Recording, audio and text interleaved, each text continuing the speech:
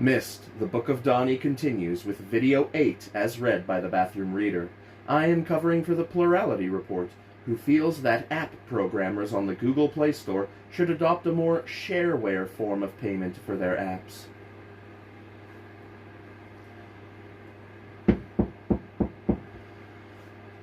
The library was not the only wonder in the house. Catherine's favorite was a great hall of glass partitions, filled with the most astonishing plants, in effect a massive indoor greenhouse, whose levels and separate chambers were lit each at different times of the day from a great lens of a window that was set into the ceiling of the chamber. One could climb within the maze-like chamber into rooms, the floors and walls of which were solid glass, permitting you to believe you walked within a lush, exotic jungle, the air intoxicatingly sweet, the light like that of the primal forest on an untouched world. Beyond that, and in total contrast, was a long gallery, the light within which seemed to have filtered down through the long centuries. There, to either side, in 3 long rows on walls that seemed to go on endlessly, hung what seemed like 1,000 life-sized portraits. "These," Padre said proudly, "were Rogete." Staring at them, at those endless variations on the same face, Atris understood at last just how old this place really was, for all of these men had in turn been master of this house. This long, unbroken chain of fathers and sons spoke more eloquently than anything of the durability of this society. "You say all of these were Rogete?" Atris said. "Was that their name or their title?" Padre turned to him and smiled. "When they were younger, they had other names, names their mothers gave them, just as my brother Adra and I have names. But when it was their time, each lost that name. You understand?" Catherine nodded. "So you in turn will be—" "Rogete," he smiled. "But that will be many years from now. My father is in the prime of his life." "Your people live a long time, then?" Atris asked. "Long enough," Padre answered. 100 years? Catherine asked, knowing because she had asked him earlier that Tarani's year was not dissimilar to Donnie's. Padre laughed at that. "No, my father is almost 200 years old." "Ah." Catherine met Atris's eyes, the faintest flicker of a smile in her own, as if some point had been proven. A bell rang, deep and low, its tolling seeming to come from the very foundations of the great building. Hearing it, Padre turned to them, and, bowing low, made his apologies. "Forgive me," he said, "but I must leave you now, until this evening." Padre made to leave, then turned back. "Oh, and you will be pleased to learn that we shall be having a special guest at this evening's entertainment. The district governor will be attending. He has expressed great interest in meeting you." And with that he turned and hurried from the room. "Well," Catherine said, then fell silent, noticing the servant standing to one side of them. She was sure he had not been there a moment before.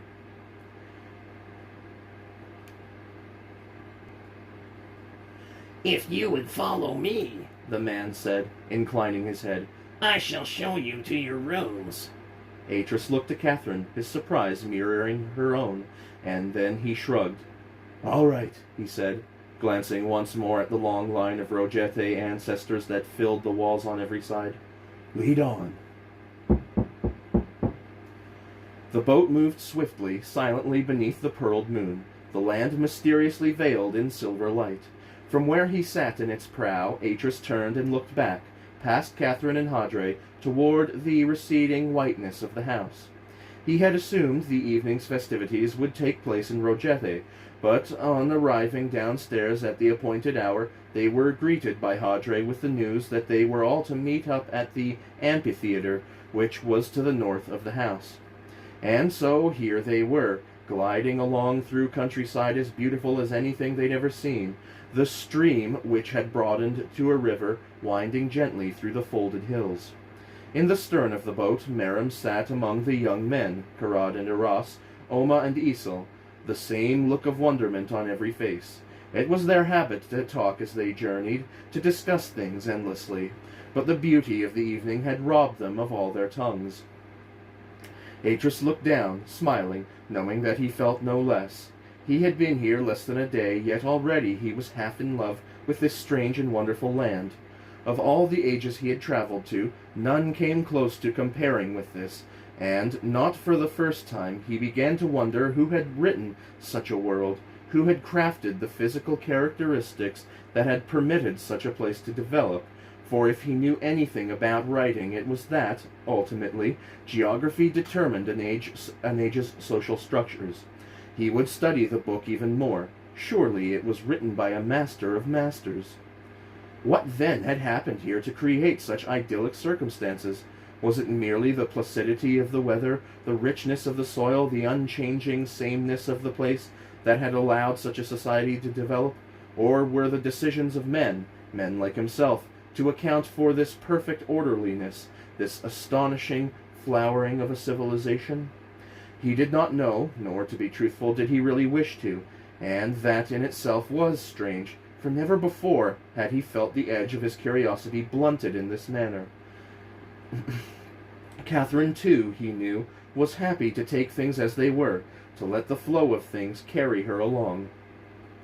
As now, he thought, conscious of the silent movement of the boat beneath him, as the boat turned a bend in the river, his eyes caught sight of the terraced hillside just ahead of them.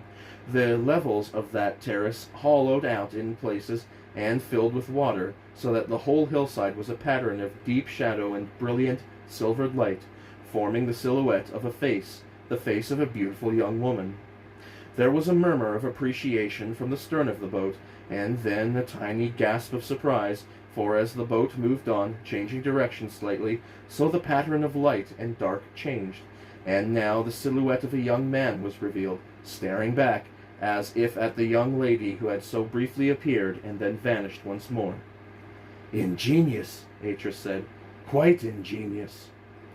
"It is an old design," Hadre said, playing down Atris's praise, "but popular."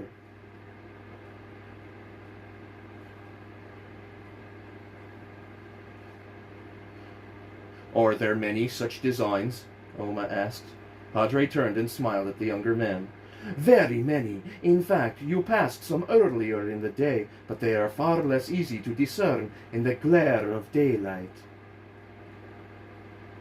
"And the water? How do you get the water there?" Isel asked, frowning heavily.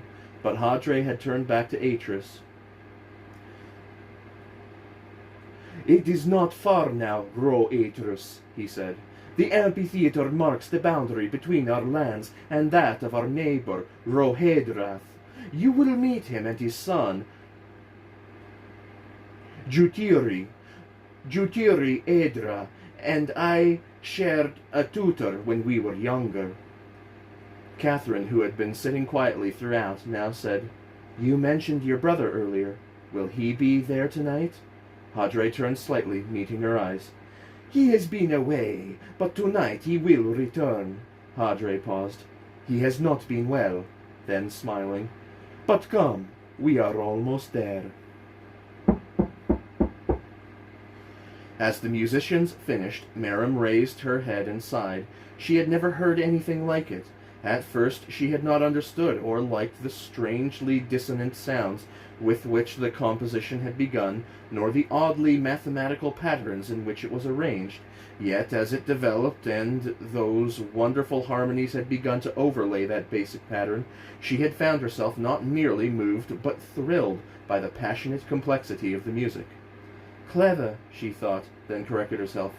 "No, not clever. Remarkable." So remarkable that while the music had been playing she had completely forgotten where she was, and that was really amazing. When the boat had first entered the amphitheater, gliding beneath a series of low arches, she had smiled, pleased by the way the raised bowl at the center of the amphitheater resembled a giant petal. Yet, even as the boat had slowed, following a spiral twist about the center, the walls surrounding the amphitheater had seemed to shimmer and dissolve into a kind of mist. Merim had stared, not understanding, then had clapped her hands with delight. for the walls had changed in that instant into a continuous waterfall that completely surrounded the amphitheater, the crystal water tumbling into the deep moat that ran around the shell-like structure. Earlier, discussing things with Oma and Diesel, Karad and Eras, they had agreed among themselves that the wonders they had witnessed on their travels must have been developed over many, many years. They had imagined a process where someone, some bright, creative sort, had originally had an idea, and now others throughout the land had then copied and developed it, refining it over long centuries until it had reached its present state. Even so, the whole thing was quite incredible. It was not simply that these people put so much thought into everything they did. It was the scale on which they worked. Nothing was too much trouble for them, it seemed. Now, lounging among the several dozen guests, neighboring landowners and their wives and sons, the idea that some kind of magic lay behind all this was strong in their mind. Master Atris? Atris turned on his couch, looking to her. Yes, Marim? Did they have music in Dani? Yes, but in truth I have never heard it. Besides, it would not compare with what we have just heard.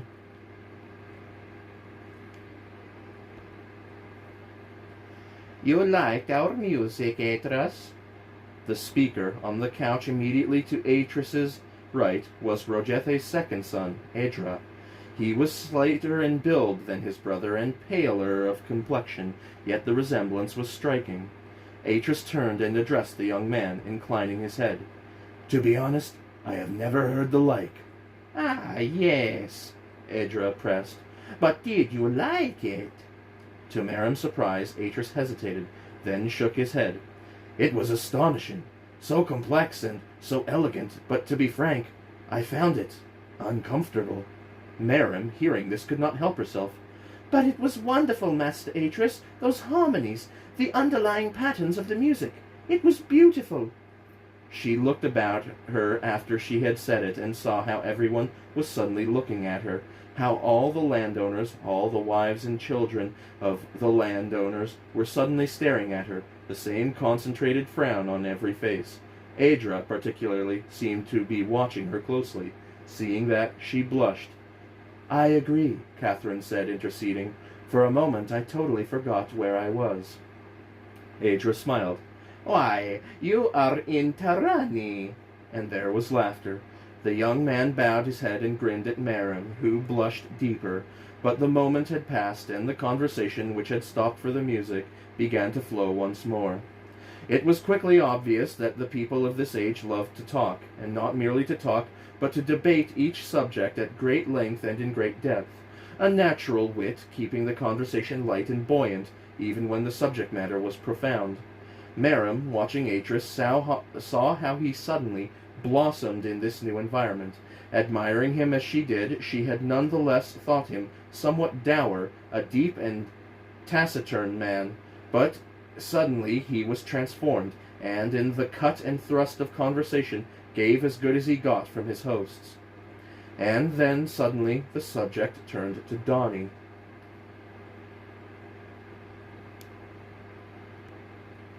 Forgive me, Atris, Rojethe said, but my son mentioned something about your home, about a place called Rodani.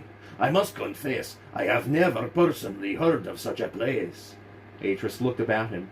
We are indeed from Dani, at least from a place known as such.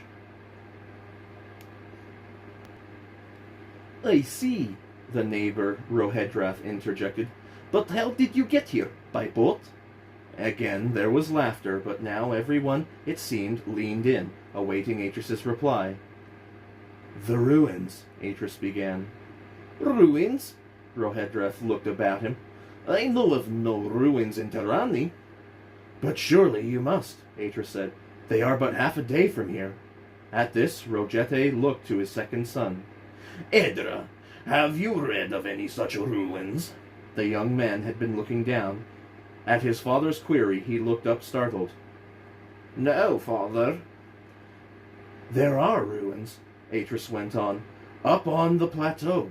They are screened by trees, huge ancient trees, but they are there, high up, We came through there. Came through? Rojethe looked puzzled. Aedra stood abruptly. Forgive me, father, but I feel unwell. Of course, Rojethe said, waving his son away. Then, turning, he gestured to one of the stewards to go aid the young man. Turning back, he smiled. You must forgive him, Atris, but he has always been a little frail. Atris opened his mouth about to answer, to explain just how and why they were there, but at that very moment another boat appeared from beneath the great arch on the far side of the amphitheater, breaching the flow of the falls, water spraying up in a misted arc, and entering the spiral channel, coming to rest at the edge of that central space. 4 men were seated in the body of the boat. One of them, a big gray-haired man wrapped in a jet-black fur, now stood and, stepping from the boat, called a greeting to Rojethe, who, like all the others, had risen to their feet immediately when the boat appeared. Governor, Rojethe said, grinning with pride as he stepped across to greet him. Welcome to our humble entertainment. The governor was indeed an imposing figure. He stood head and shoulders above Rojethe, who was not by any means a small man. Granting Rojethe a brief smile of acknowledgment, he stepped past him, approaching Atris's couch. Atris had stood, and now, confronted by the man, inclined his head. "Governor," he said. "So you are Atris of Rodani." There was a moment's strangeness, a kind of pause in which everything, it seemed, might happen, and then the governor reached out and took Atris's hands in a firm grip. "Welcome to Tirani, Atris of Dani." Relinquishing Atris's hands, the governor stepped back. "It is rare indeed that we have visitors in this land of ours. You are truly welcome. I am Horan Rojader, governor of Ni Ediran, and I bear a message from the king." As he spoke the words, the governor drew a sealed scroll from within his cloak and offered it to Atris. It was a long, impressive cylinder, covered in gold leaf, the great seal of office, an oval lozenge of bright blue wax appended to it. Atris took it, then bowed his head. "I am grateful for your kindness, Horan Rojader." "Think nothing of it," the governor said. Then, turning to address all of them, he announced, "The king has invited Atris and his party to attend him in the capital. They are to leave tomorrow." He looked about him. "Where is Aedra?" Rojethe smiled politely. I am afraid he is unwell. "Again? I wanted him to accompany our guests on their journey to the capital." And so he shall, Rojethe quickly said. It is only a momentary indisposition. Aedra will be honored to accompany them. Horan Rojader smiled. "Good." He looked about him briefly, then walked across to take the vacant couch at the very center of the amphitheater. As he did, all returned to their couches. There was a low chime in the air. As it faded, the light in the amphitheater changed as lamps behind the surrounding falls switched on, making the crystalline curtain of water shimmer magically. At the same time, a large section of the amphitheater's floor slid aside and a platform rose from beneath. 6 young men stood on the platform, naked to the waist, perfect physical specimens who bowed, then began a routine of gymnastics that left Merim mesmerized by their dexterity. All was going well, when suddenly one of the young men seemed to catch the ankle of another and went tumbling over, falling heavily. He made no sound. Indeed, the whole performance had been carried out in silence, a silence broken only by the thud of feet or hands on the platform, the hiss of escaping breath, and even now, as he lay there, grimacing, clearly in pain, he made no sound. From his couch to the right of Merim, Rojethe clapped his hands. At once the performance ended. The platform returned into the floor. Almost at once the conversation started up again, Rojethe himself taking the lead, returning to a subject they had been discussing earlier. No mention was made of the performer's error, nor of Dani. They ate and drank, and later, in a momentary pause in their talk, the governor spoke directly to Atris once again.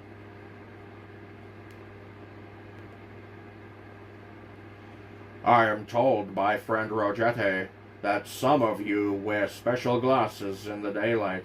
May I ask why this is?" "Of course," Atris said. "It is a hereditary aspect of our race. Our eyes are sensitive. The daylight hurts them, and so we wear these lenses." And with that, Atris took his own lenses from his jacket pocket, and, walking across to the governor's couch, handed them to Horan Rojader. The governor studied them a while, fiddling with the silver catch at the side of the lenses, then peered through them, fascinated, it seemed, by the details of their manufacture. Then, smiling pleasantly, he handed them back. "You will come stay with me, I hope, Atris, on your way to the capital. It is on your route, and I should welcome the chance to talk with you some more." "That is most kind, I know," Rojader laughed. "Oh, kindness has nothing to do with it, my friend. I am curious to know more about you and your fellows." "Then we shall be glad to stay. Oh, and Governor?" "Yes, Atris?" "Might I send back a messenger to my own people to let them know what has transpired?" "Your people?" The governor blinked. Of course, yes, of course. You must do so at once, to let them know you are well." Atris bowed. "That is most kind." And this time both men laughed, their laughter joined by all, guests and locals alike. "Well," Rojader said, looking about him, his face filled with pleasure, "let us continue with the rest of our entertainment. Jete Rojete, will you begin?" Their host bowed his head slightly, acknowledging the invitation, then, after a moment's thought, spoke softly but clearly into the sudden expectant silence. "Old but newly found, hidden yet in full sight, a newly hatched egg with an old cracked shell." And Miriam, looking about her, found herself amazed once more. Riddles, she thought. They're playing riddles. The journey back was merry.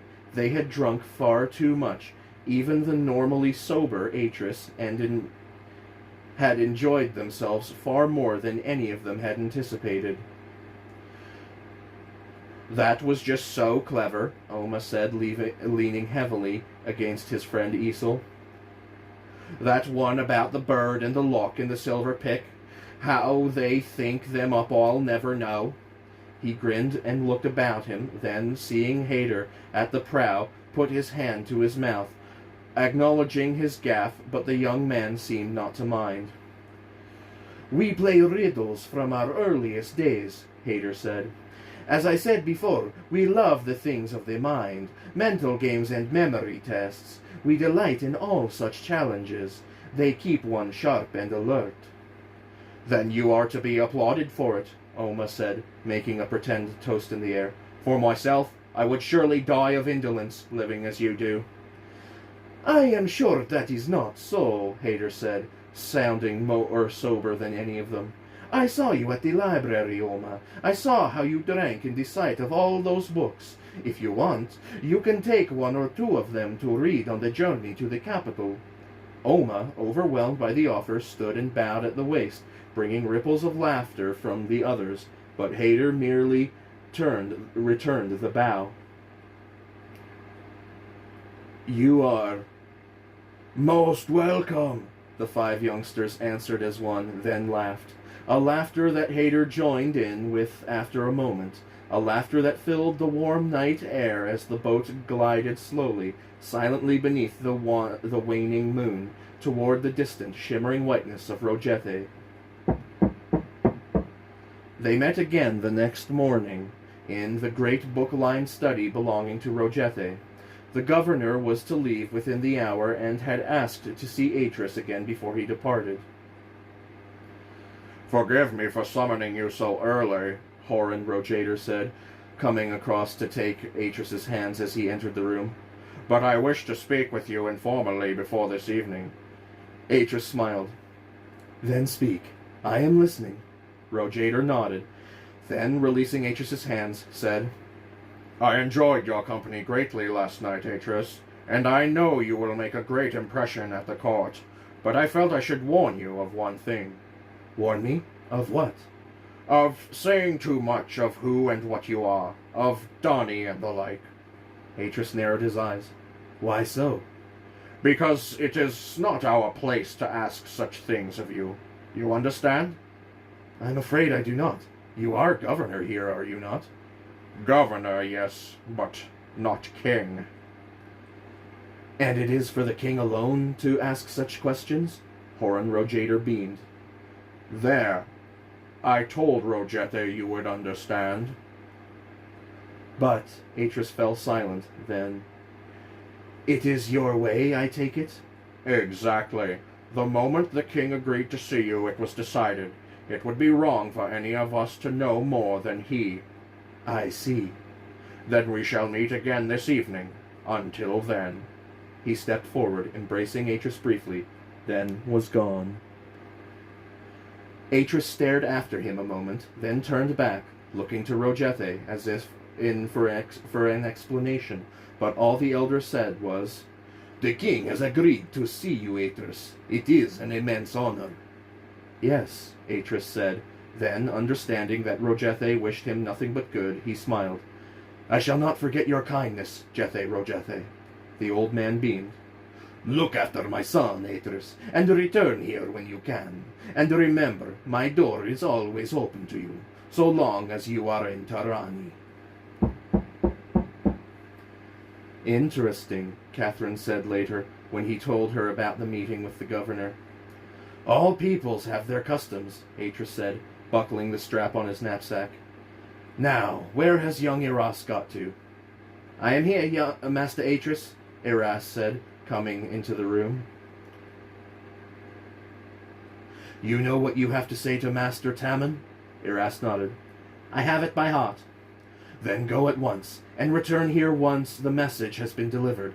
Jethe Rojete will not mind if you stay until we return from the capital. Eras bowed his head, then, with a curt, Take care, he turned on his heel and vanished. Atris looked to Catherine, a query in his eyes. I think, perhaps, he is disappointed about not coming to the capital with us, she said. But that decision was not in my hands. It makes it no easier for him, Atris. Eras was excited at the thought of seeing the great city, and now he must be content to be a runner between here and the plateau. It must have been a great blow to him. And yet he says nothing. Catherine smiled. So you have taught them, Atris. Atris frowned. Yes, but we ought to make it up to him. I could ask the king if Eras could come on after us. You will ask the king? Of course, Atris said, unaware of the smile on Catherine's lips, but she did not pursue the matter. Are you ready? Atris asked, looking about him, checking for the last time that he had everything he wished to take with him. Ready, she said. Good, then let us go down and meet with Adra. It is time we got under way. The youngsters had packed already, and, while Atris and Catherine went to see Rojete and the governor, they decided to explore the grounds. A narrow, elegant footbridge led over the stream by which they had entered the house, opening out onto a path of colored stone that meandered across a neatly swept lawn to disappear among the rocks of a grotto. They followed the path through the rocks and up, emerging on the far side on a ledge overlooking a series of long barn-like buildings with low, red-tiled roofs. Several of the cloaked servants were down there, talking amongst themselves, but noticing the young people up on the ledge, they fell silent and dispersed, one of them heading directly toward them. He stopped at the foot of the steps that led down from the ledge. Can I help you, masters? Thank you, but no, Karad said. We shall be leaving very soon, and we merely wished to look around before we left. The man bowed. Then let me be your guide. I am Tilu. And what do you do, Tilu? Isel asked, beginning to descend the steps. The man kept his head bowed the slightest fraction as he answered.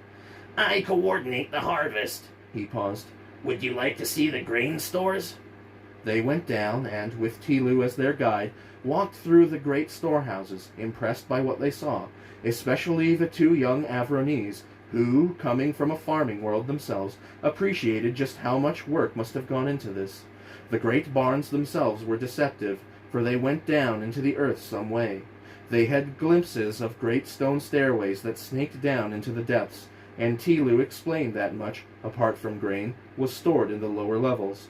They walked on, out into great pens where herds of strangely docile beasts milled quietly, their moist, dark eyes following the four young guests as they passed by.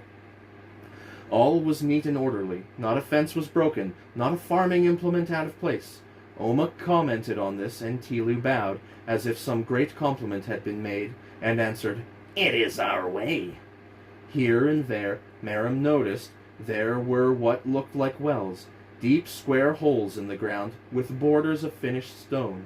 She glanced down one as she passed, and thought she saw some small animal scuttle by beneath, and then it was time to return. Oma thanked Tilu, but Tilu merely bowed and backed away, merging with the shadows. Karad frowned. "It is their way," Merim said, grinning at him. Then, "Come on, let's get back."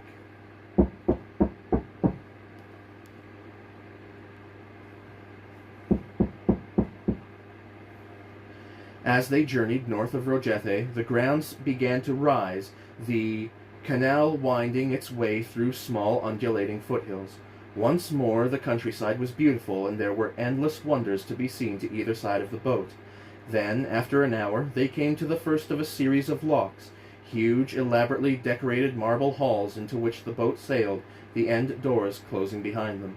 Lamps in the ceiling cast a dazzling light over them as, beneath the flattened hull of the boat, the water suddenly rose, lifting them up onto another level of the hill into which they quietly sailed, the daylight up ahead of them once more.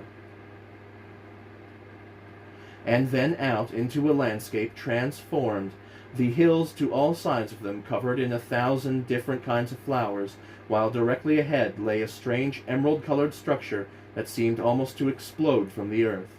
At first they thought this was the house to which they were heading, but Adra quickly set them right.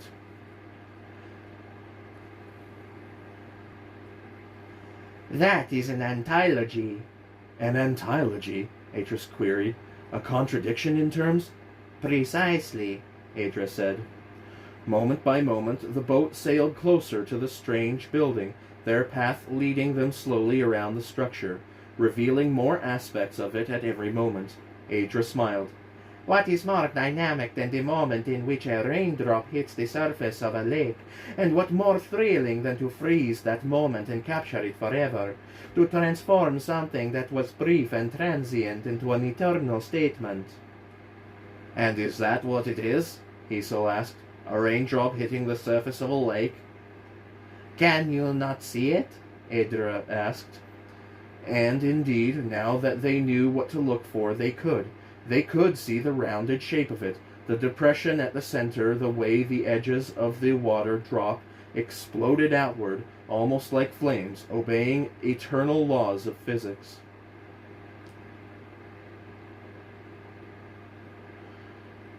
Adra's smile broadened. "Every district boasts 3 or 4 of them, and it is said the king owns a great park containing some of the finest in the land." Isel, who had been staring at the structure, wide-eyed, now looked back at Adra. "Perhaps we shall be fortunate enough to see them." "Perhaps. But look, through the gap in the hills there, that is where we are headed. That is Rojader."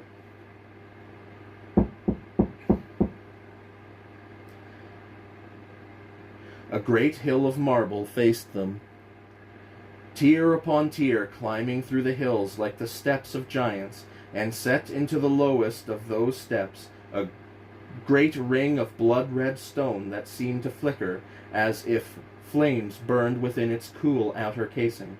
That ring surrounded a tunnel. They headed directly toward it now, across a long, high viaduct that stretched out, its attenuated arches elegantly spanning a gaping chasm.